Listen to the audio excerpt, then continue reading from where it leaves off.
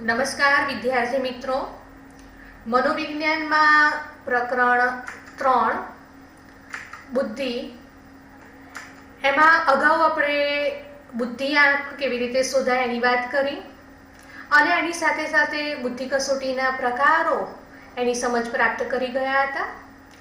હવે આપણે આ મુદ્દાની અંદર મહત્વપૂર્ણ જે બુદ્ધિ કસોટીઓ છે એની ચર્ચા કરીશું. એમાં સૌપ્રથમ સ્ટેનફર્ડ બીને બુદ્ધિ કસોટી. તો સ્ટેનફર્ડ બીને બુદ્ધિ કસોટી એ બાળકોની બુદ્ધિનું માપન કરવા માટે વપરાય છે. સ્ટેનફર્ડ બીને બુદ્ધિ કસોટી એના આધારે બાળકોની બુદ્ધિનું માપન કરી શકાય છે. બીને અને સાયમને ઈસવીસન 1905માં સૌપ્રથમ વ્યક્તિગત બુદ્ધિ કસોટી ફ્રેન્ચ ભાષામાં તૈયાર કરી હતી. તો સૌપ્રથમ વ્યક્તિગત બુદ્ધિ કસોટી કોણે તૈયાર કરી હતી? બીને અને સાયમને. કઈ સાલમાં?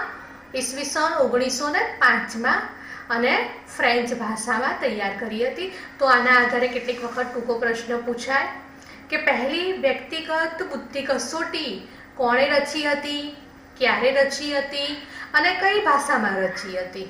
તો બીને અને સાયમને રચી હતી, 1905માં રચી હતી અને ફ્રેન્ચ ભાષામાં રચી હતી. ઈસવીસન 1916માં અમેરિકાની સ્ટેનફર્ડ યુનિવર્સિટીના પ્રાધ્યાપક LM ટર્મને બીને સાયમન કસોટીમાં કેટલાક સુધારા વધારા કરી આ કસોટીને પદ્ધતિસર પ્રમાણીકરણ કરી અંગ્રેજી ભાષામાં પ્રથમ બુદ્ધિ કસોટી તૈયાર કરી. અમેરિકાની જે સ્ટેનફર્ડ યુનિવર્સિટીના પ્રાધ્યાપક હતા LM ટર્મન, એમણે ઈસવીસન 1916માં બીને સાયમનની જે કસોટી હતી એમાં કેટલાક સુધારા વધારા કરીને પછી પદ્ધતિસર પ્રમાણીકરણ કરી અંગ્રેજી ભાષામાં એમણે પ્રથમ બુદ્ધિ કસોટી તૈયાર કરી હતી. આના આધારે પણ કેટલીક વખત ટૂંકો પ્રશ્ન પૂછાય કે સ્ટેનફર્ડ બીને કસોટીની રચના કોણે કરી હતી? તો અમેરિકાની સ્ટેનફર્ડ યુનિવર્સિટીના પ્રાધ્યાપક LM ટર્મને કરી હતી. આ જે કસોટી હતી એને સ્ટેનફર્ડ બીને બુદ્ધિ તુલાન નામ આપવામાં આવ્યું છે. તો આના આધારે પણ પ્રશ્ન પૂછવો હોય તો પૂછી શકાય કે સ્ટેનફર્ડ બીનેની જે બુદ્ધિ કસોટી છે એને કયા નામે ઓળખવામાં આવે છે? તો સ્ટેનફર્ડ બીને બુદ્ધિ તુલાન નામ તરીકે એને ઓળખવામાં આવે છે. ઈસવીસન 1916ની બુદ્ધિ કસોટીનું ઈસવીસન 1937, 1960, 1973 અને 1986માં પુનઃ પ્રમાણીકરણ અને નવ સંસ્કરણ કરવામાં આવ્યું હતું. એટલે કે 1916ની જે બુદ્ધિ કસોટી હતી એમાં સુધારા વધારા કરીને ફરીથી એ કસોટી રજૂ કરી હતી. કઈ સાલમાં? તો ઈસવીસન 1937માં, 1960માં, 1973માં અને છેલ્લે 1986માં. આ જે અગાઉની બુદ્ધિ કસોટી છે એ સંસ્કરણમાં બુદ્ધિનો ફક્ત એક જ આંક માપવામાં આવતો હતો. એટલે કે ફક્ત સામાન્ય આંકનું જ માપન થતું હતું. એટલે કે અગાઉની જે બુદ્ધિ કસોટી હતી 1916ની, 37ની, 60ની અને 73ની, તેમાં ફક્ત સામાન્ય આંકનું જ માપન થતું હતું. જ્યારે 1986ના સંસ્કરણમાં બુદ્ધિના સામાન્ય આંક ઉપરાંત એના શાબ્દિક તર્ક, એનું સંખ્યાત્મક તર્ક, અમૂર્ત દ્રશ્ય તર્ક અને અલ્પકાલીન સ્મૃતિ જેવા વિશિષ્ટ આંકનું પણ માપન કરી શકાય છે. એટલે કે જ્યારે સુધારા વધારા કરીને નવી સંસ્કરણ રજૂઆત કરી 1986માં, તો એ કસોટીના આધારે સામાન્ય આંકનું તો માપન થતું હતું, પણ એની સાથે સાથે વિશિષ્ટ આંક એનું પણ માપન કરવામાં આવતું હતું. આ જે કસોટી હતી એનાથી 18 વર્ષની વય સુધીના વ્યક્તિઓનું બુદ્ધિનું માપન કરી શકાય છે. તો આપણે આ વાત કરી સ્ટેનફર્ડ બીને બુદ્ધિ કસોટીનું. એ પછી આગળ વધીએ નવી કસોટી છે વેક્સલરની બુદ્ધિ કસોટી. તો આ જે વેક્સલરની બુદ્ધિ કસોટી છે એ બાળકોથી માંડીને પુખ્ત વયના લોકોની બુદ્ધિનું માપન એના માટે ઉપયોગમાં લેવાય છે. એટલે કે જુદા જુદા જે વયના જુદો છે એના માટે વેક્સલરે જુદી જુદી કસોટી રચેલી છે. એમાં એમણે પહેલી કસોટી વેક્સલરની પુખ્ત વયની વ્યક્તિઓ માટેની કસોટીની રચના કરેલી છે. એમાં 16 વર્ષથી માંડીને 64 વર્ષ સુધીના પુખ્ત વયના લોકોની બુદ્ધિનું માપન કરી શકાય છે. તો આના આધારે પ્રશ્ન પૂછાય કે વેક્સલરની પુખ્ત વયની વ્યક્તિઓ માટેની કસોટી એમાં કેટલા વર્ષના લોકોનું બુદ્ધિનું માપન કરી શકાય છે? તો 16 વર્ષથી માંડીને 64 વર્ષ સુધીના. આ જે કસોટી છે એમાં સમગ્ર બુદ્ધિઆંક ઉપરાંત બુદ્ધિના શાબ્દિક આંક અને ક્રિયાત્મક આંક પણ પ્રાપ્ત કરી શકાય છે. એટલે વેક્સલરની જે આ પુખ્ત વ્યક્તિઓ માટેની કસોટી છે એમાં સમગ્ર બુદ્ધિઆંકનું તો માપન થાય છે, પણ સાથે સાથે શાબ્દિક આંકનું પણ માપન કરી શકાય છે અને ક્રિયાત્મક આંકનું પણ માપન કરી શકાય છે. એના આધારે પણ ટૂંકો પ્રશ્ન પૂછી શકાય કે કઈ બુદ્ધિ કસોટીમાં સમગ્ર બુદ્ધિ આંક ઉપરાંત બુદ્ધિના શાબ્દિક આંક અને ક્રિયાત્મક આંક જોવા મળે છે? તેનો જવાબ આવશે વેક્સલરની બુદ્ધિ કસોટી. આ વેક્સલરની પુખ્તો માટેની જે બુદ્ધિ કસોટી છે એમાં માહિતીની સમજ, ગણિત આંકડાનું પુનરાવર્તન, સામ્ય શોધવું, શબ્દ ભંડોળ જેવા વિભાગોના સંદર્ભમાં બુદ્ધિનું માપન કરવામાં આવે છે.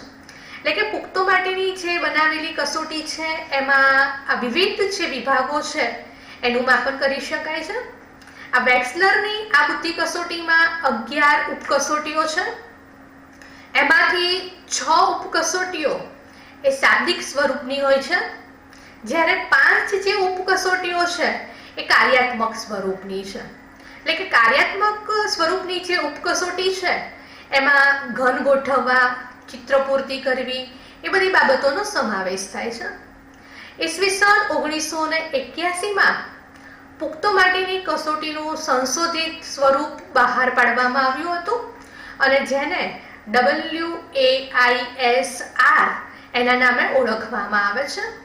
તો અહીં આપણે વાત કરી વેક્સલરની બુદ્ધિ કસોટીની. એ પછી આપણે આગળ વધીએ. બીજો મુદ્દો છે વેક્સલરની બાળકો માટેની કસોટી. તો 6 થી 16 વર્ષની વ્યક્તિઓ માટે રચવામાં આવે છે આ બુદ્ધિ કસોટી. ત્રીજી છે વેક્સલરની પૂર્વ પ્રાથમિક શાળાની કક્ષા માટેની કસોટી. તો આ પૂર્વ પ્રાથમિક શાળાની કક્ષા એમાં 4 થી 6.5 વર્ષના જે બાળકો છે એમની સમગ્ર બુદ્ધિ અને કાર્યોનું ગુણાંકન માપવામાં આવે છે. અહીં આપણે વાત કરી વેક્સલરની બુદ્ધિ કસોટીની. તો ખાસ કરીને વિભાગ ડીની અંદર ટૂંકનોંધ સ્વરૂપે 3 ગુણની અંદર આ પ્રશ્ન પૂછાય છે કે વેક્સલરની બુદ્ધિ કસોટી સવિસ્તાર સમજાવો. તેમાં તમારે વેક્સલરે આપેલા એ 3 જે કસોટીઓ છે વર્ષ પ્રમાણેની માહિતી આપેલી છે એ તમારે દર્શાવવાની રહેશે. એ પછી આપણે આગળ વધીએ. રેવનની બુદ્ધિ કસોટી. જ્હોન સી રેવન દ્વારા ઈસવીસન 1936માં આ કસોટી રચવામાં આવી હતી. તો આના આધારે પણ પ્રશ્ન પૂછાય કે જ્હોન સી રેવને કઈ સાલમાં બુદ્ધિ કસોટીની રચના કરી હતી? તો 1936માં. જે શૈક્ષણિક ક્ષેત્રે માપન માટે વપરાતી અશાબ્દિક કસોટી છે. રેવનની જે બુદ્ધિ કસોટી છે એ અશાબ્દિક કસોટી તરીકે ઓળખાય છે. એના આધારે પણ ટૂંકો પ્રશ્ન પૂછાય કે કયા મનોવૈજ્ઞાનિકે રચેલી અશાબ્દિક બુદ્ધિ કસોટી વિખ્યાત છે? તો એનો જવાબ આવશે રેવન. આ જે કસોટી છે એને રેવન્સ પ્રોગ્રેસિવ મેટ્રિક એટલે કે RPM નામથી જાણીતી છે. તો આના આધારે પણ ટૂંકો પ્રશ્ન પૂછાય કે RPM એનું પૂરું નામ જણાવો. તો એનો જવાબ આવશે રેવન્સ પ્રોગ્રેસિવ મેટ્રિક્સ અમૂર્ત તર્કના માપન માટે આ કસોટી ખૂબ જ ઉપયોગી છે. આ કસોટી 5 વર્ષની ઉંમરના બાળકોથી માંડીને પુખ્ત ઉંમરના લોકોની બુદ્ધિનું માપન માટે વપરાય છે. આ જે કસોટી છે એમાં 60 બહુવૈકલ્પિક પ્રશ્નો હોય છે અને એ પણ સરળથી અઘરા ક્રમમાં ગોઠવાયેલા હોય છે. તો આ હતી રેવનની બુદ્ધિ કસોટી. એ પછી આગળ કોફમેનની બુદ્ધિ કસોટી એની વાત કરીએ આપણે. તો અમેરિકાના મનોવિજ્ઞાનના પ્રોફેસર એલન એસ કોફમેનનું નામ બુદ્ધિના માપન કસોટી દ્વારા જાણીતું છે. Kaufman assessment battery for children KABC અને અન્ય બુદ્ધિ કસોટી શૈક્ષણિક માપન દ્વારા ક્ષેત્રે ખૂબ જ જાણીતી છે. તો એમની જે આ કસોટી છે એ શૈક્ષણિક માપનમાં ખૂબ જ જાણીતી છે. એ ઉપરાંત કોફમેન બ્રેક ઇન્ટેલિજન્સ ટેસ્ટ KBIT અને એની આ જે દ્વિતીય આવૃત્તિ છે એ પણ ખૂબ જ મહત્વની છે.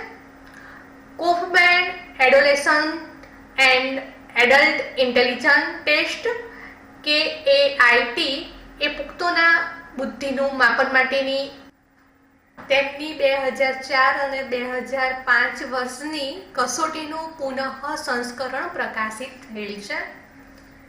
તો અહીં આગળ આપણે મહત્વની જે બુદ્ધિ કસોટીઓ હતી એના વિશે વાત કરી ગયા બાળકો.